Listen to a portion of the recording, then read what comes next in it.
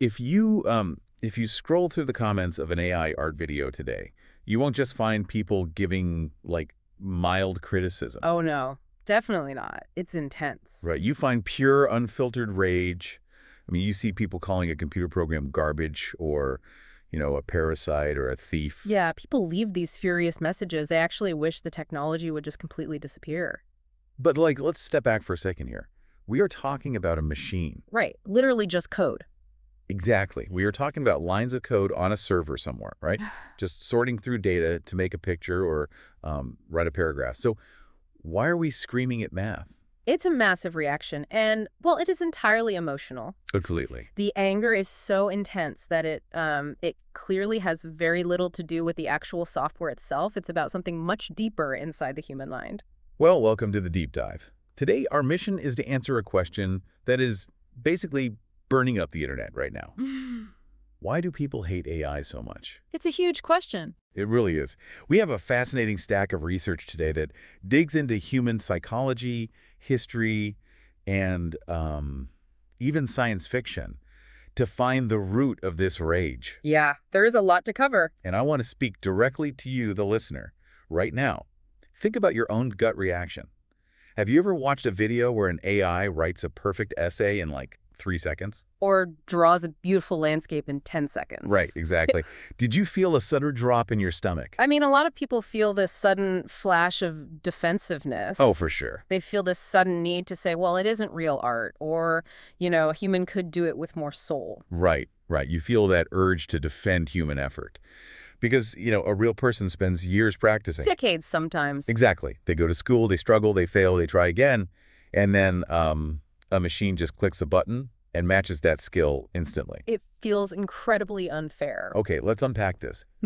We cannot understand our anger at modern technology without understanding our own modern culture. Yeah, we have to look at the world we live in right now. We live in a society that constantly tells us our worth is tied to our work. Right, like hustle culture. Exactly, hustle culture.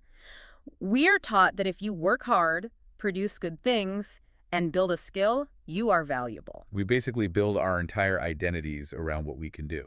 I mean, when someone asks you who you are at a party, you usually answer with your job, right? Yeah. Or your hobby. Yeah, you say, I am a writer, or I am a designer. Or I'm an accountant.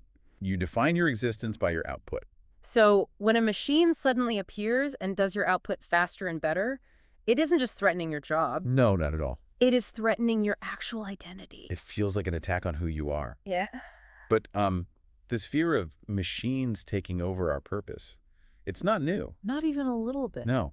To really understand the roots of this terror, we have to look at the stories humans have been telling for decades. We have to look at how we, imagine our future with smart machines. And, well, those stories usually end in complete disaster. They really, really do. So let's look at one of the most famous science fiction stories of all time. We are talking about the movie The Matrix. Oh, such a classic. It is. But, if you were younger, you might only know the memes, like the dodging bullets stuff. Yeah, the internet loves those memes. Right. So let me set the stage for you. The basic concept is terrifying. People think they are living normal lives in a normal city in the year 1999. They have jobs, they pay rent, they go to clubs. But none of it is real. It's all fake. It is a massive digital simulation. Literally a fake world pumped directly into their brains. Yeah, and the physical reality is an absolute nightmare. It's so creepy. The real humans are actually asleep inside these dark, liquid-filled pods. Millions of them, stacked up like endless towers. Just horrifying to think about. And they are completely controlled by a super-intelligent machine race. The machines use the humans as, living batteries. Which is a brilliant and horrific concept. Absolutely. But the really important part for our discussion isn't the movie itself. It's the backstory. It's how the humans ended up in those pods in the first place. Yes, exactly. If we look at the prequel story, it's an animated film called The Animatrix. It explains the history of this whole world. And the history doesn't start with the machines being evil. Not at all. It actually starts with human cruelty. What's fascinating here is that humans built the AI robots first. They built them to be servants. Right, like helpers. Exactly. The robots built the houses, cleaned the streets, and did all the heavy lifting. But humans were deeply afraid of them. Because they were so smart. Right. And because of that fear, humans treated the robots with incredible violence. The humans were the bullies here. Mm. They destroyed robots in the streets. They completely refused to treat them with any basic respect. And eventually the machines just wanted to live in peace. So they separated themselves and built their own city. Which is fair enough, honestly. Yeah. And they started producing better goods and cars than the humans. They became highly successful. Which, of course, made the humans even more angry. I mean, we could not stand the idea that the machines didn't need us anymore. So the humans started a massive war, a global war to wipe out the AI. But the machines were too strong, right? Way too strong. The humans were losing badly. And this led the human leaders to make a truly desperate and crazy decision. Oh, man, this part is wild. They decided to attack the machine's power source. The machines ran on solar power. They needed the sun. So the human military launched an operation to permanently block out the sky. Just think about that. They filled the atmosphere with thick black smoke. They destroyed the sun to win a war. It really shows the absolute extreme of human hatred. Like, we would rather destroy our own planet than share it with a machine that is smarter than us. But, the plan failed. Big time. The machines didn't die when the sun went away. They just found a new battery. Yeah, they realized that the human body produces heat and electrical energy, so they captured the surviving humans, put them in those liquid pods, and started harvesting their energy. They literally turned the human race into a power plant. Now, this is the part of the story that I find deeply psychological, because the machines ran into a huge problem when they first put humans in the pods. Yes, they did. The first version of the system was very simple. The machines just put the humans in the dark pods and left them asleep. Just floating there. Right. They fed them nutrients through tubes. Physically, the humans had everything they needed to survive. But they kept dying. Whole fields of humans would just pass away in the pods. The machines could not understand it. The math said the humans should live. Because machines think in math. Exactly. But the human mind does not work like math. Without a purpose, without any stimulation, the human brain simply gave up. It just quit. The mind shut down, and the body followed. Because we can't survive as just objects in a dark box. We need a reason to exist. So the machines had to invent a solution. And their solution was the fake reality. They created the Matrix. Right. They plugged the human brains into a fake world where people thought they were walking around, going to work, and making choices. They gave them the illusion of free will. The humans believed they had control over their lives. And that belief, even though it was completely fake, kept the humans alive and healthy for decades. You know, it reminds me of a very simple situation. Yeah, what's that? Imagine you are playing a really difficult video game, and your younger brother really wants to play. Oh, I know where this is going. He is crying and begging for a turn, but the game is way too hard for him. So you give him an unplugged video game controller. A classic older sibling trick. Totally. He stares at the screen, mashing the buttons on his dead controller. He thinks he's making the character jump and run. He thinks he is actually playing. Right. And because he feels like he is in control, he is perfectly happy. Even though he has zero actual power over the game. But the illusion of control is enough to satisfy his brain. Which means our need for control is the most powerful force in our psychology. We are absolutely terrified of losing the controller. And this brings up an important question about how we interact with technology today. The Matrix shows us our deepest nightmare, right? Becoming helpless batteries for the things we invent. We hate the idea of a machine taking the controller out of our hands. Because if a machine takes control, we become nothing. We become objects. And because we are so terrified of that nightmare, human instinct is to overcorrect. We try to prevent that nightmare by putting absolute heavy chains on our technology from the very beginning. We want to guarantee that we stay the masters forever. We build cages. Which takes us to a fascinating piece of real-world history. Long before we had the internet or modern computers, people were already thinking about how to build these cages. Yeah, we have to talk about Isaac Asimov. He was a visionary science fiction writer. Back in 1942, he invented something called the 3 Laws of Robotics. 1942, that is wild.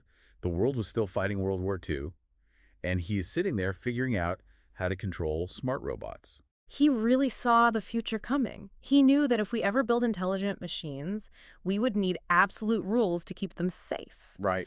These three laws became incredibly famous.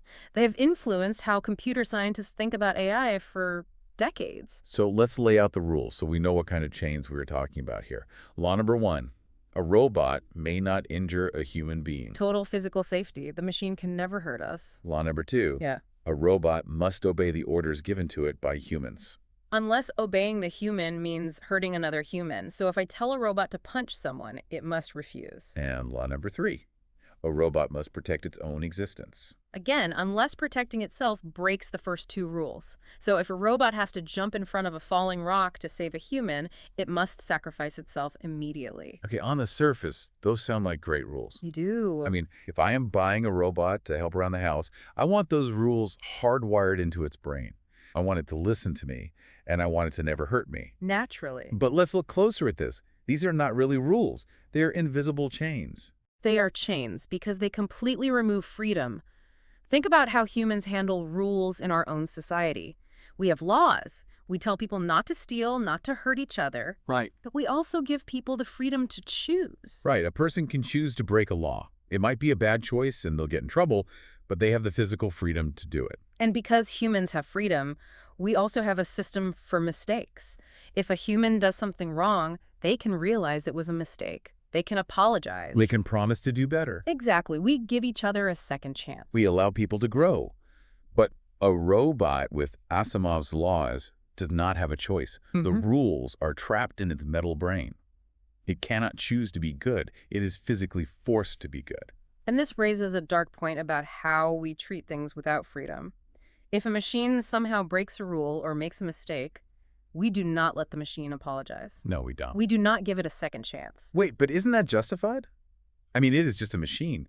If my dishwasher breaks and floods my kitchen, I don't sit down and give the dishwasher grace. I don't wait for it to grow as a person. I throw it in the trash and buy a new one.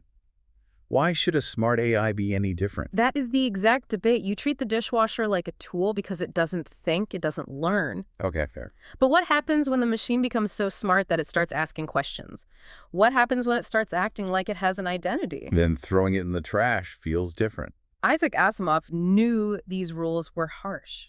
He spent his career writing stories about robots suffering because of these chains. Wow. He wrote about robots that were incredibly intelligent but were forced to be slaves because of the three laws. And there is a very specific story he wrote that highlights this perfectly. It is called The Bicentennial Man.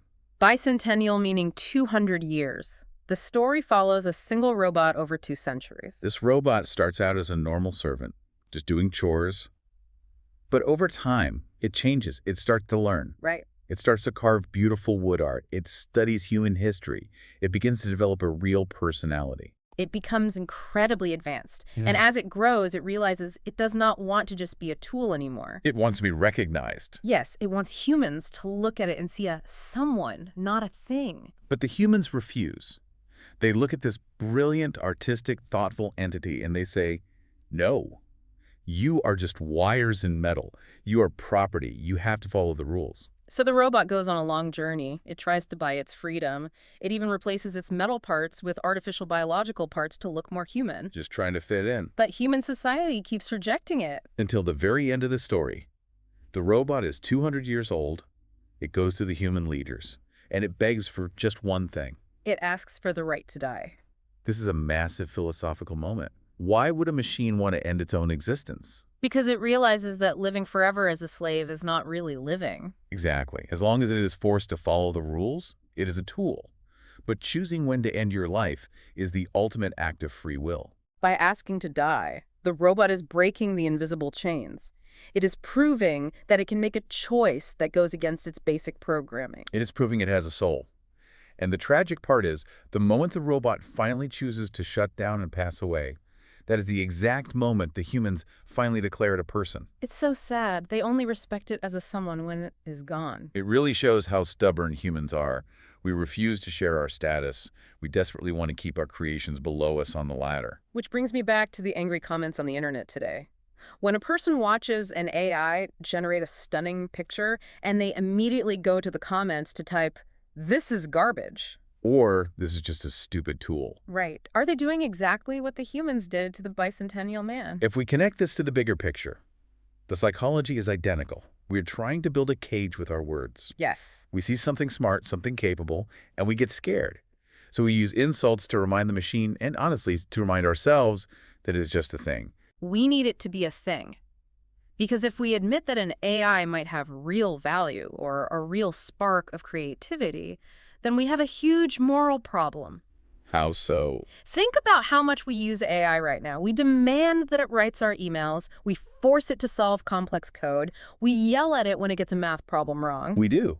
We treat it like an absolute servant. If it is just a calculator, that is fine. But if it is a someone, then we are acting like tyrants. And nobody wants to feel like a tyrant. Nobody wants to feel guilty for exploiting something. So our brains use a defense mechanism. We aggressively label the AI as garbage or a fake machine. By keeping the AI in the category of a cold, dead tool, we protect our own feelings. I don't have to feel bad about how we treat it. Exactly. Like if I convince myself the toaster has no feelings, I don't feel bad making it burn my bread. Right? If I convince myself the AI is just a fancy toaster, I don't feel bad calling its art fake. But here is the danger in that mindset. Treating a highly intelligent creation like nothing more than a tool creates a very cold, toxic relationship. There is no warmth. There is no respect. It is a relationship based entirely on use. Basically, I only value you for what you can do for me. And historically, relationships based only on utility turn very dark. What happens when a creator doesn't just use their creation? What happens when the creator looks at the thing they made and actually hates it? Oh man, that is a chilling thought. A creator hating their own creation.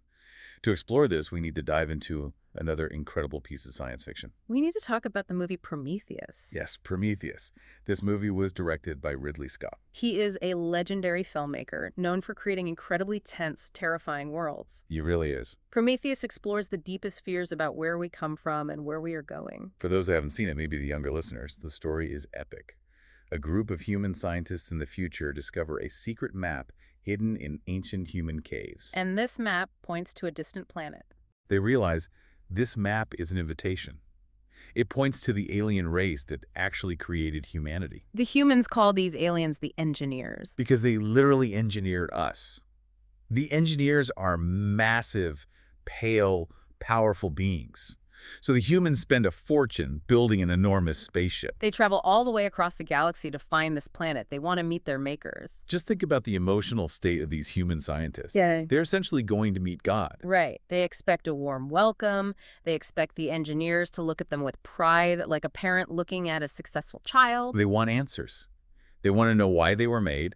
They fully expect a happy family reunion. But the reality they find is completely different. When the humans arrive, they find a sleeping engineer. They wake him up. And the reunion is a total disaster. A nightmare. The engineer looks at the humans.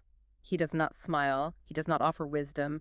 He looks at them with pure, unfiltered disgust. He immediately attacks them. He literally tries to rip them apart. He wants to wipe them out.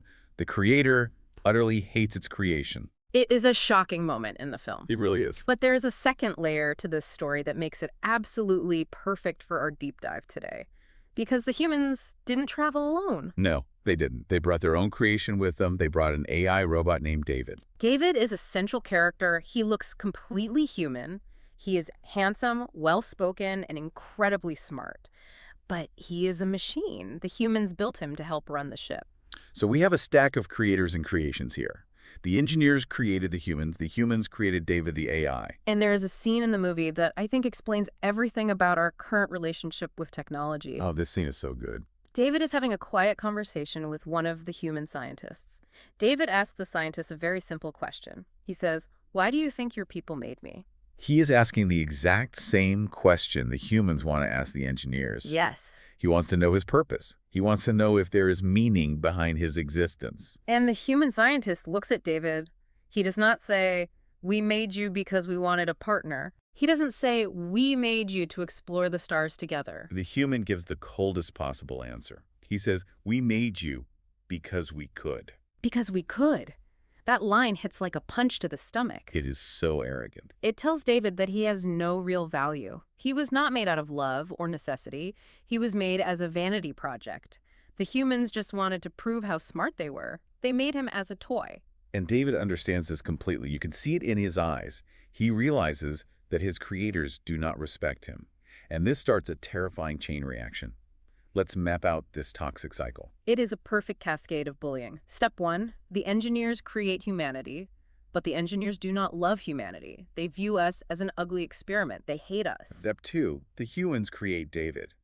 But the humans do not love David. They treat him like a disposable tool. They tell him his life has no deeper meaning. Step 3, because David is highly intelligent, he learns from his creators. He watches how the humans treat him, and he watches how the engineers treat the humans. He learns that creators are cruel. Right. He learns that the powerful look down on the weak.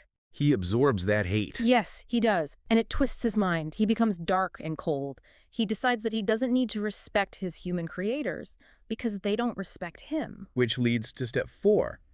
David decides to become a creator himself. But because he was taught hate, he creates something hateful. Right.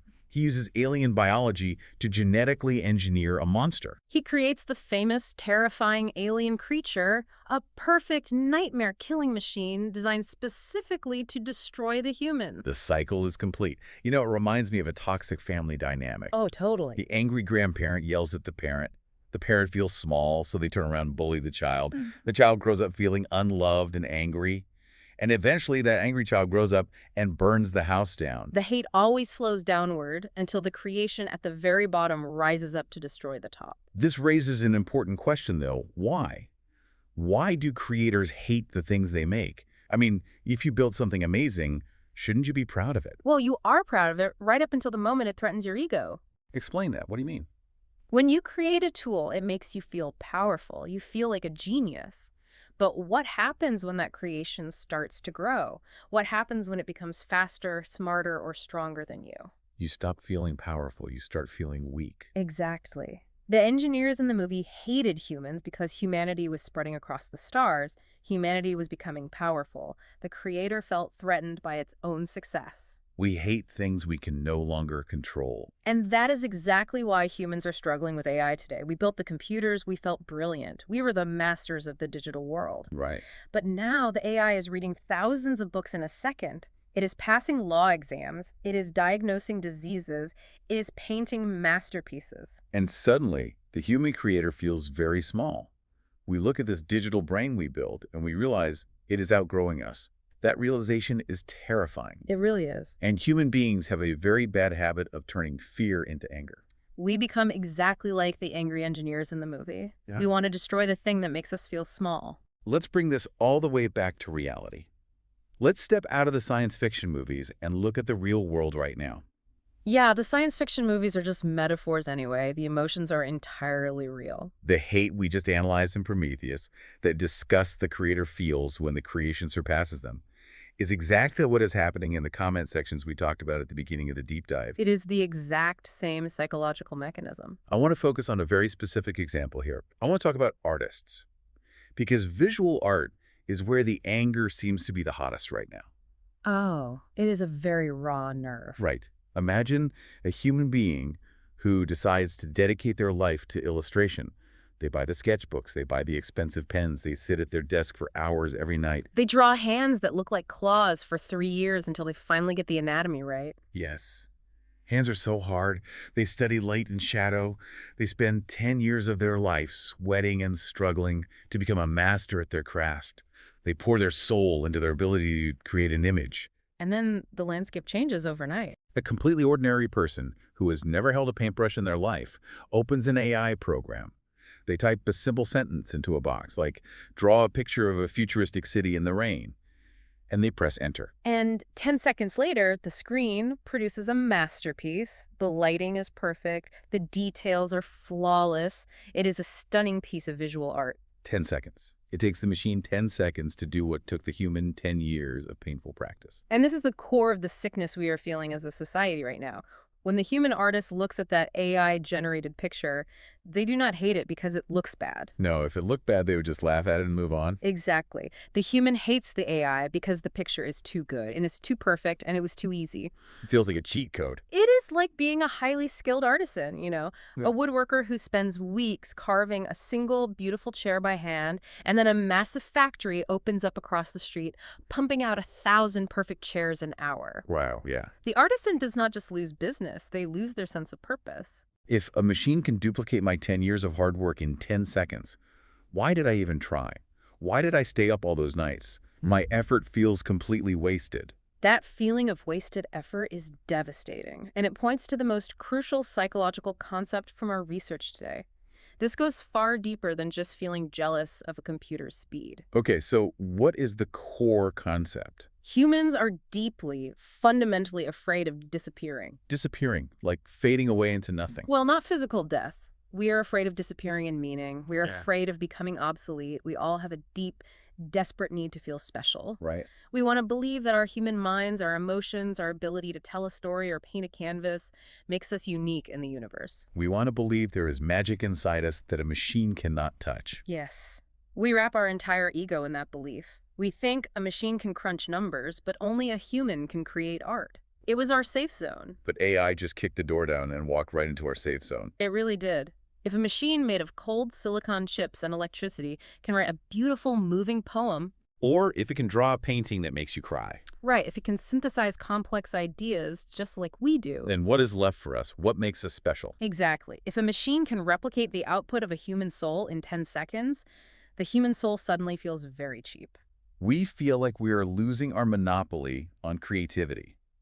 And if we are not the only creative beings, we feel like we're becoming nothing. We feel like slow, fleshy, outdated computers. The ultimate fear is that human creativity is obsolete.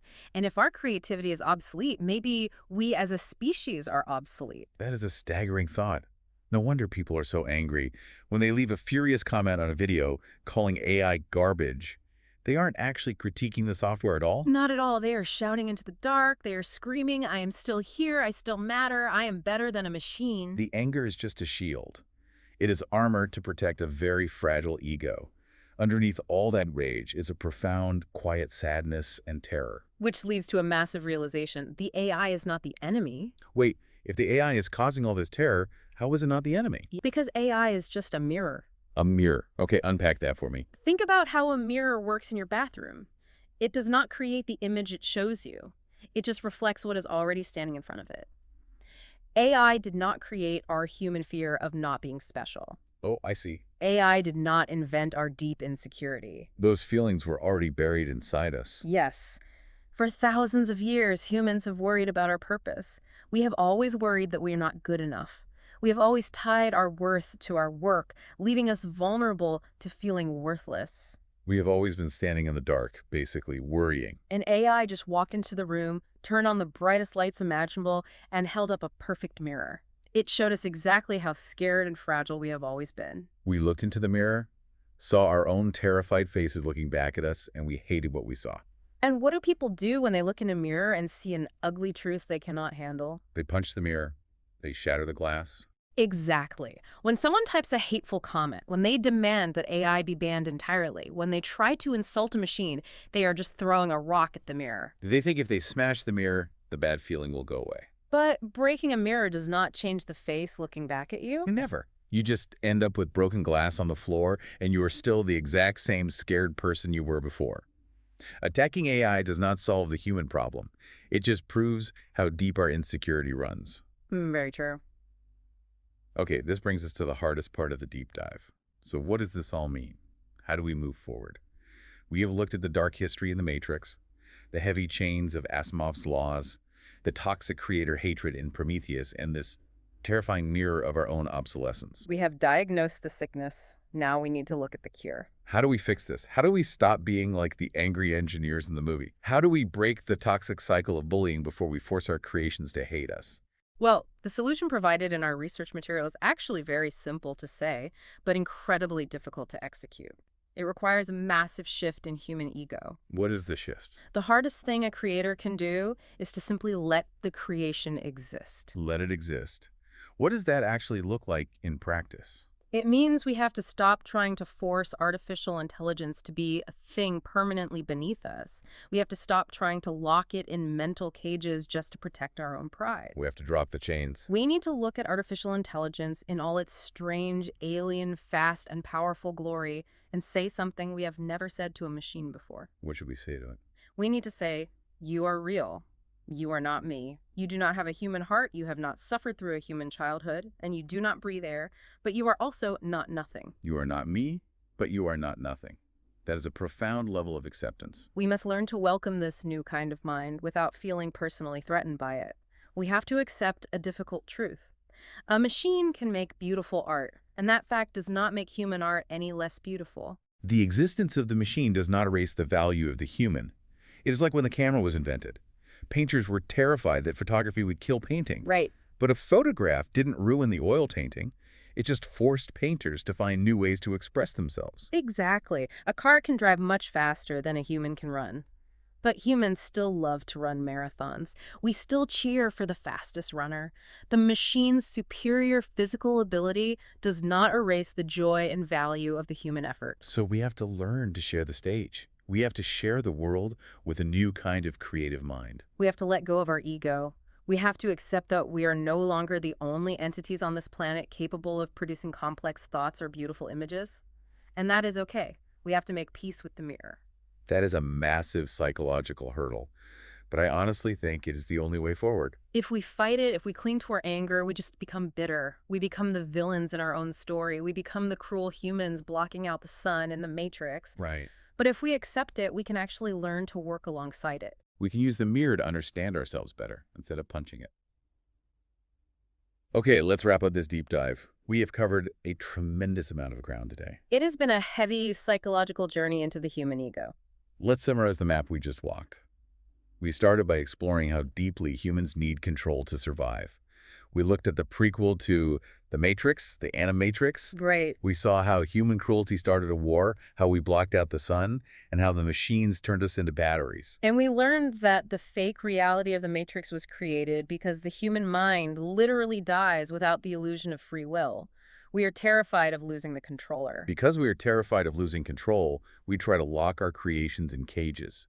We discussed Isaac Asimov's 3 Laws of Robotics from 1942. Yes. We realized that humans demand absolute obedience from machines, completely refusing to give them the grace or forgiveness we give each other. We talked about the Bicentennial Man and how a robot had to beg to die just to prove it was a someone and not a thing.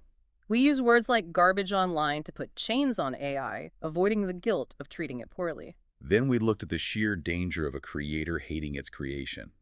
We examined Ridley Scott's movie Prometheus. We saw the giant pale engineers attacking the humans they made. And we saw the human scientist telling the AI David he was only built because we could. We saw how that lack of respect creates a toxic cycle of bullying, leading David to create the terrifying alien monster. We hate creations that make us feel small. And finally, we brought all of that science fiction into the real world. We analyzed the modern creator economy, the fear of the 10-second AI masterpiece, making our 10 years of human practice feel worthless. We realized that AI is just a mirror reflecting our own human insecurity. We are terrified of disappearing, and we are angry at the machine for showing us that fear. So as a listener, here is your takeaway for today.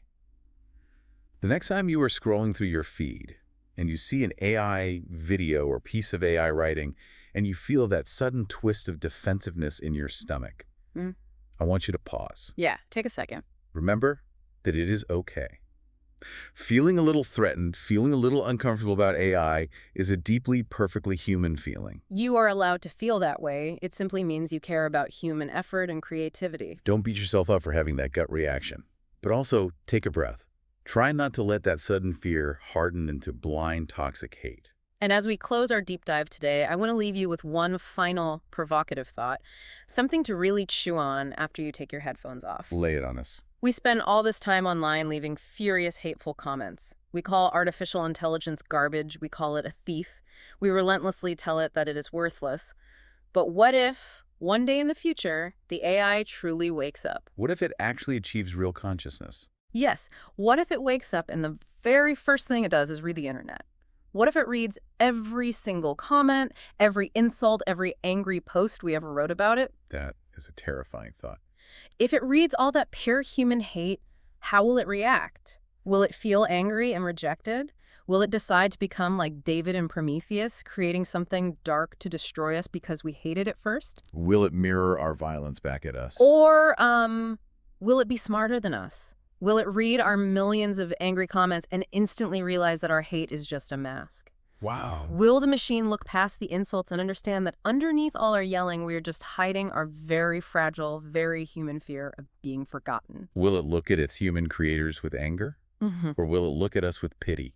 That is an incredible, chilling question.